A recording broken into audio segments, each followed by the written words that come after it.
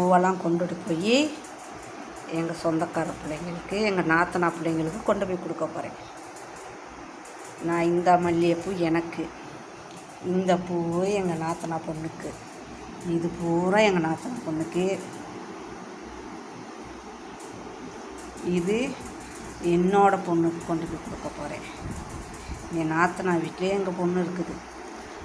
இதையும் என் பொண்ணுக்கு கொடுக்க போகிறேன், என் மருமக பொண்ணுக்கு கொடுக்க போகிறேன்.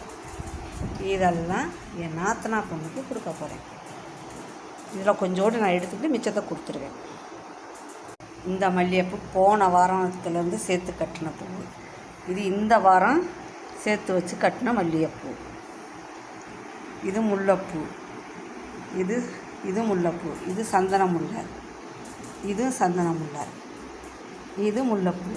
இதுவும் ஒரு வாரமாக சேர்த்து வச்ச கட்டின பூ. யாருக்கெல்லாம் இப்படி பூ சேகரித்து அழகு பார்க்க பிடிக்கும்? எனக்கு ரொம்ப பிடிக்கும்.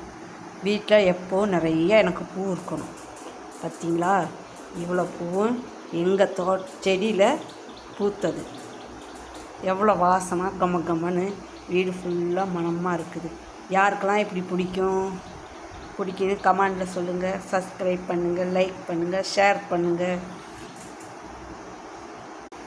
இந்த மல்லிகைப்பூலாம் ஒரு வாரமாக சேர்த்து வச்சு கட்டின பூ, எங்கள் செடியில் பூத்தது. இதுவும் ஒரு வாரம் சேர்த்து வச்சு கட்டின பூ. 2 வாரத்து பூ. இது வாரத்து பூ, இந்த வாரத்து பூ. அதே மாதிரி சந்தனம் முல்லைப்பூ, சந்தன முல்லை, இதெல்லாம் இதுவும் ஒரு வாரமாக சேர்த்தது. யாரெல்லாம் இப்படி பூவெல்லாம் கட்டி சேர்த்து வச்சு அழகு பார்க்குறவங்க கமெண்டில் பண்ணுங்கள்.